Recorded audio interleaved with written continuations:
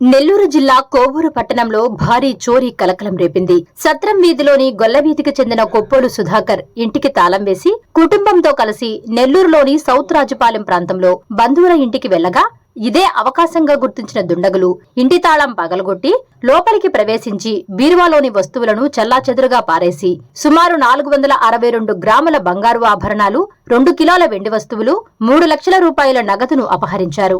సోమవారం రాత్రి ఇంటికి తిరిగి వచ్చిన బాధితుడు చోరీ జరిగినట్లు గుర్తించి వెంటనే పోలీసులకు ఫిర్యాదు చేశారు.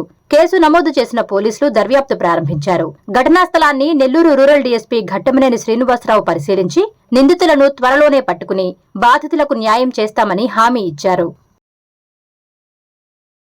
కొప్పోలు సుధాకర్ గారని గొల్ల వీధిలో కొవ్వూరులో రాత్రి వాళ్ళ ఇంటికి వచ్చి చూసేటప్పటికి ఇంట్లో మెయిన్ డోర్ బ్రేక్ చేసింది. అలానే ఇంట్లో వస్తువులన్నీ చిందరవందరగా పడి ఉన్నాయి.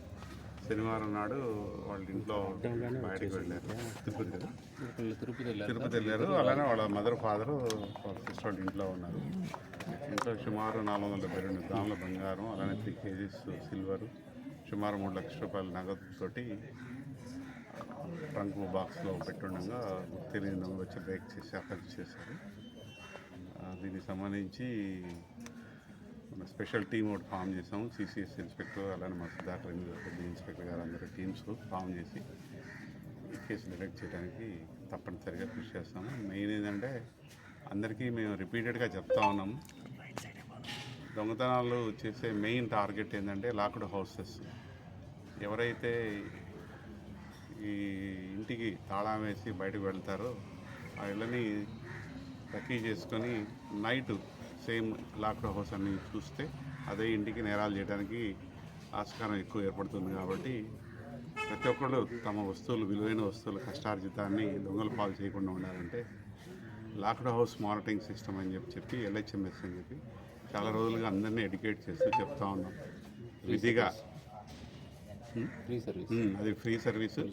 విధిగా అందరూ కూడా ఎవరైతే ఈ ఇంటి తాళం వేసి బయటకు వెళ్తారో వాళ్ళు, ఊర్లకు వెళ్ళేవాళ్ళు ఎవరైనా సరే లాక్డ్ హౌస్ మానిటరింగ్ సిస్టమ్ని యూజ్ చేసుకోవాలని చెప్పి ప్రజలందరికీ విజ్ఞప్తి చేస్తున్నాను. గ్రాముల బంగారం ఉందండి దీంట్లో.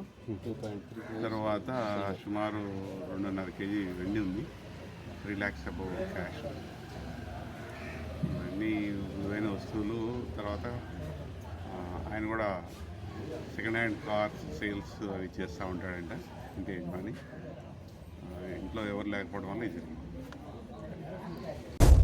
Please subscribe SS News AP.